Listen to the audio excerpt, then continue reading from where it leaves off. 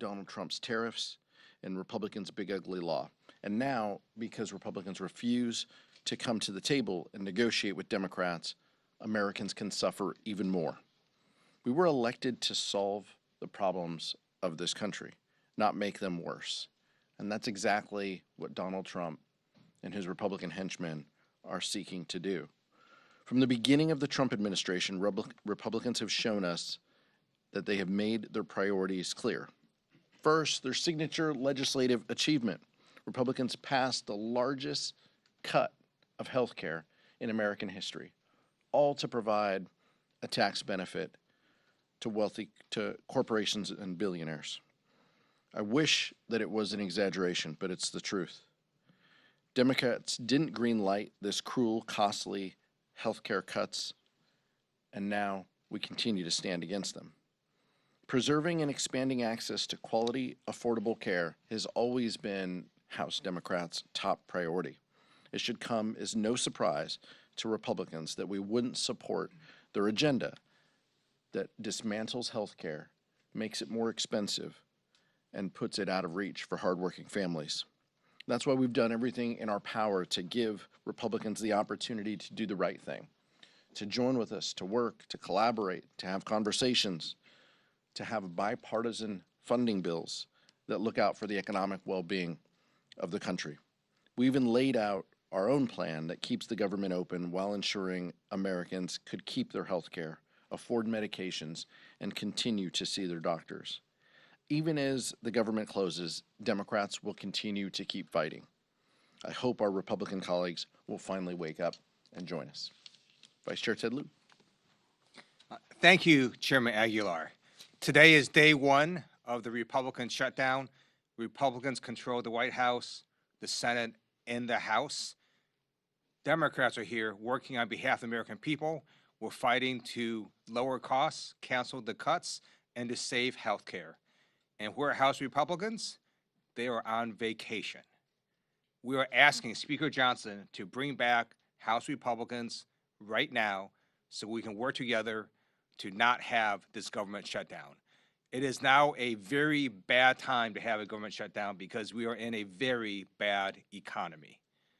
We know that unemployment has now hit near 4-year highs. We know inflation has continued to rise this year. And we just learned today from payroll processor ADP that private sector jobs, which were expected to increase by 50,000 last month, instead decreased by 32,000. Trump's economy is crushing Americans financially. House Republicans need to come back, work with Democrats, and stop this Republican shutdown. Thank you, Ted. Questions? Nick? I don't know if I could get your reaction to Russ vote announcing this morning that the administration was putting funding on hold for infrastructure projects in New York, the Hudson River Tunnel and the 2nd Avenue subway. I think this is probably what they meant when Donald Trump said we're going to extract maximum pain. The goal from Donald Trump and his administration has been all along to make this painful. This isn't about policy priorities for them. They want to send a message, and if it means hurting people in the meantime, if it means laying people off, if it means congressionally authorized and designated projects don't continue, it's clear that that's what they mean. This is probably under the headline they said will make Democrats will pay huge price for this, right? Those are their words. So this might mean what they this might be what they mean. Look, this is shameful and it's tough, and it shows that we don't have true negotiating partners, over there. They just want to make this difficult. They've been, cheering this on for months and planning for this, and it's unfortunate that this is what Russ Vought decides to do. As Chairman Aguilar said, the Trump administration is inflicting maximum pain on the American people, including the people of New York and New Jersey. The people of New Jersey have a choice this November. They can support someone that is beholden to Donald Trump or not. Michael? Thank you, Mr. Chair. This is for both you and the Vice Chair. You as a defense appropriator and Mr. Lieu as a veteran response to Pete Hegseth's speech yesterday? I know that there was a lot going on with the shutdown, but obviously that has big implications. You know, even the president mentioned using American cities as military training grounds. Obviously, when the government opens, you'll have a big role in funding the Pentagon. Again, Mr. Liu, you're a veteran. I wanted to get your thoughts on Mr. Hegseth's speech yesterday. I'll keep mine quick because I'm not the one who's worn a uniform to defend the country like the vice chair. But incredibly, shameful, chaotic, unhinged, inappropriate, and if Republicans can't speak out against what they heard him say, then what are we doing here? All of those points, using service members, putting them in U.S. cities as training grounds, violating posse comitatus. I passed an amendment in appropriations this year that said funds could not be used in violation of posse comitatus. And every Republican, they accepted the agreement. It passed in voice. Chairman Calvert and our Republican colleagues in the full committee of appropriations, passed it. So that's how they feel. They feel this is a non-issue, or they did 2 months ago. I'm curious if they feel things have changed now, and it's unfortunate that we're in this place. But from women not being able to serve in combat, I mean, there's just so many things, Michael. We can go down the litany of terrible ideas and policy positions that the secretary mentioned.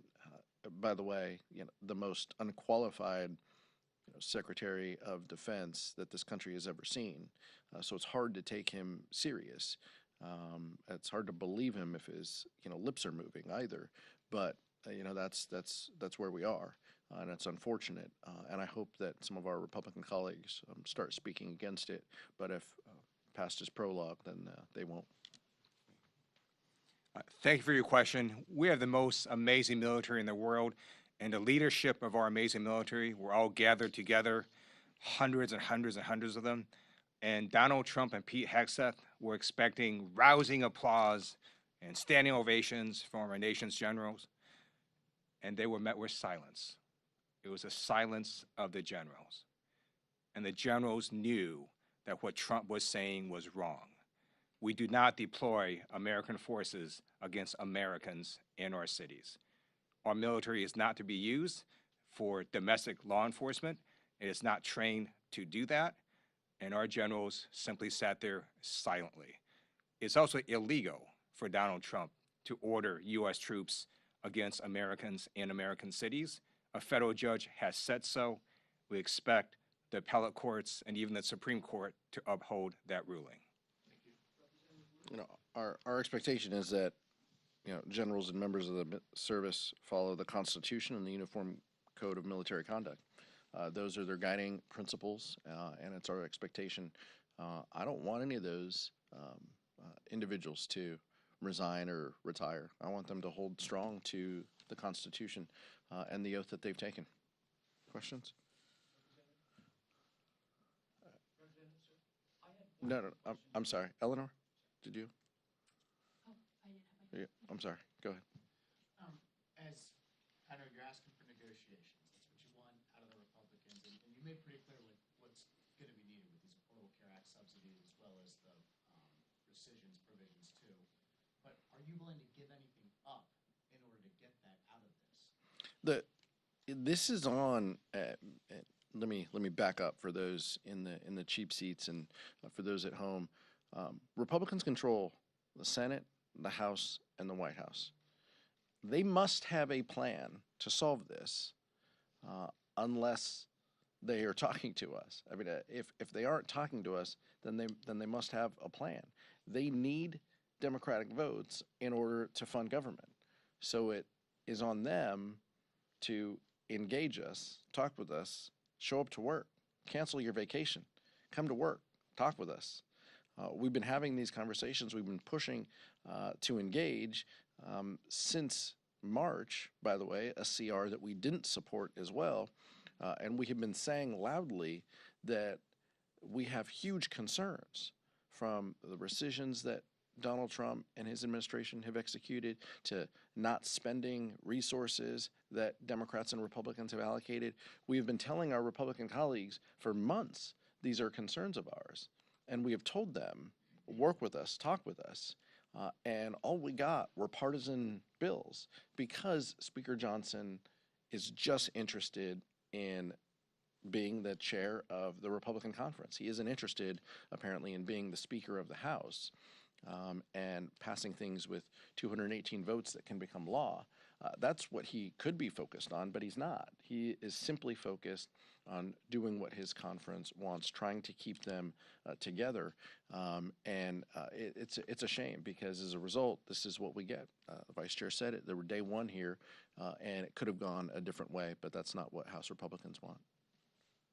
Thanks, Mr. Chairman. You guys have over 200 Democrats in the House. You only lost one vote on this continuing resolution when the vote was on it. Yesterday, before the shutdown even started, Senate Democrats lost 3 votes. Are you worried that as this goes on, we could see a repeat of the CR earlier this year and Senate Democrats?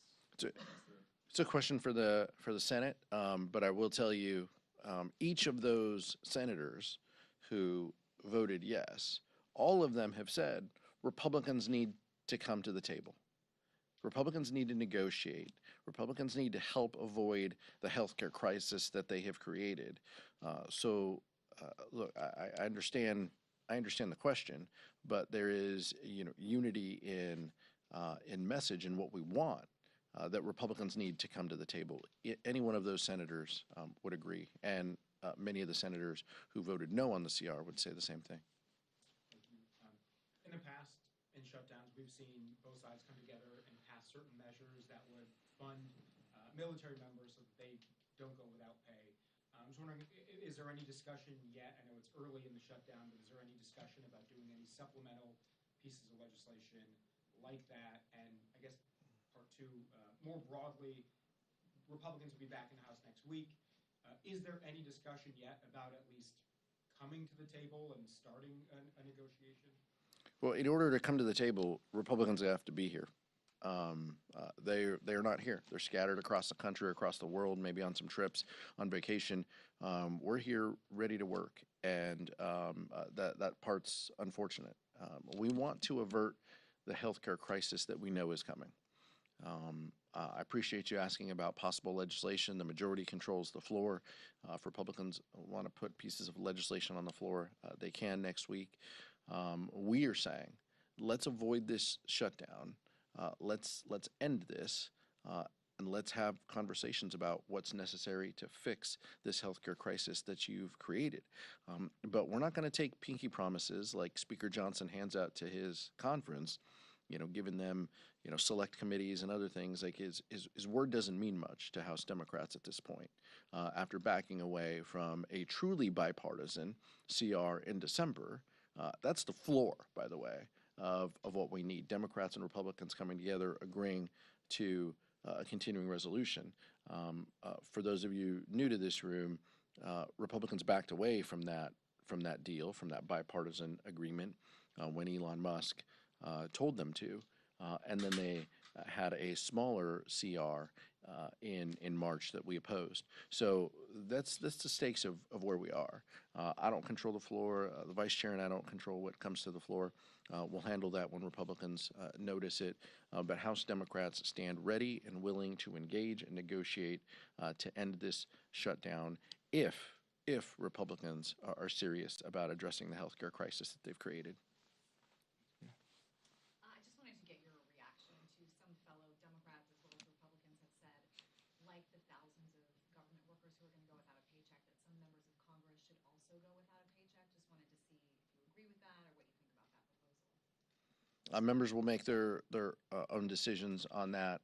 We're very mindful of how the shutdown affects government employees, people who work for the federal government, who have been furloughed, people who work here in the United States Capitol, people who work as vendors here in the Capitol as well. We know that this is a disruption to them and their families. There's no pride, there's no glee in that. The Constitution indicates that members of Congress get paid, and so that is the current law. Some members will take other positions to have their pay set aside for a moment of time. Every member will make their own decisions. Mike? Thank you.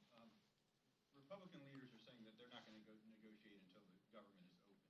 You're saying you're not going to open the government until they negotiate. So you guys have a real problem up here in the Capitol. With that in mind, do you see anyone in the White House, the president or anyone else, as a better negotiating partner at this point in terms of opening up the government? Even though you just said, what did you just say?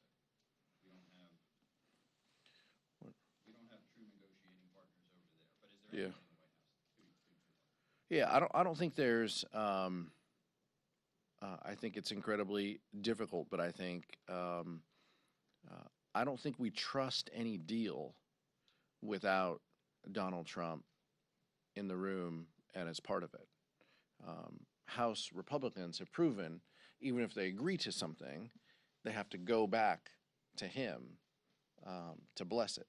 And so I don't think at this point there's a solution without the president being in the room. And I think Leader Jeffries and Leader Schumer said the same thing in the White House, or something similar to the president in the White House. And I don't think that congressional leaders can push back on that at all. It's proven time and time again to be the case. I hope we were in a different situation where we, could engage in that. House Republicans have burnt through their goodwill by walking away from bipartisan deals in the past. Today was the first day that NPR and PBS were stopped receiving federal funding. What are your concerns with this lack of funding? Our concerns are, the bedrock of our democracy is a free press, and that means everybody should get an opportunity to hear the news, no matter your zip code, no matter if you're in a rural community or an urban community. And many communities get their news through one or two, channels or radio stations. And in a lot of rural America, much of that is through NPR and their affiliates. So I'm less concerned with the kind of, beltway news sphere, no disrespect to all of you, but how Americans across this country receive their news. And in many cases, there's been media consolidation and just geographic barriers to people getting their news. We need to make sure that people have, fair and honest reporting so they can make a decision on what's best for them and their families and their communities. And I think the decisions that Donald Trump and House Republicans have made to eliminate that funding is wrong. I think a couple of Republicans have spoken out against it. Some have tried to strike a deal and have floated, options. But to date, we don't have that. And so many of these stations, I'm afraid, are going to lose funding and jeopardize the services that they provide to rural America, and that's unfortunate. Last one. What are your reactions to the tariffs on pharmaceutical drugs that take effect today? The tariffs in general that Donald Trump is put forth are terrible for our economy. I'm only pausing and withholding because, if you wait a day or two, he might pull them back, right? He might pull them back and then put them back on again, off again. It's terrible for the economy. It's terrible for the markets, but more importantly, it hurts people. It adds uncertainty to folks. It raises the costs of healthcare. It raises the price of prescription drugs. House Democrats have made it a priority to lower the cost of prescription drugs. That's exactly what we did when we were in control, ensuring that Medicaid has the negotiating power, Medicare has the negotiating power that the VA has in keeping the cost of prescription drugs down. That's a policy that we stand by. That's a policy we would expand if we had our options. We want to lower the cost that people pay for pharmaceuticals. What Donald Trump is doing is raising the costs that pharmaceuticals pay. That is diametrically opposed to what we want to achieve, and it's unfortunate, but it continues down the path of chaos and confusion that his administration has rained upon us for 10 months. The tariffs are making this bad economy even worse. So estimates have come out saying that the average American family is going to pay $2,500 more because of Trump's tariffs. And in terms of pharmaceuticals and healthcare, the reason that we are here today, Democrats, is we are fighting in DC to cancel the cuts, lower the costs, and save healthcare. So the Republicans have massively cut healthcare and Medicaid. You're going to have a $500 billion cut come to Medicare if that's not fixed. You have Republicans discontinuing the tax credits for their Affordable Care Act. And in America, if you don't have healthcare coverage and you get really sick, you still get treated at the hospital because we don't let people die. And then those costs get passed along to everybody who does have employer-based healthcare coverage. So those premiums also increase. So we're fighting to lower costs, not only in pharmaceutical drugs, but everywhere in healthcare. And we ask Republicans to stop your vacations and come to DC and work with us. Thank you.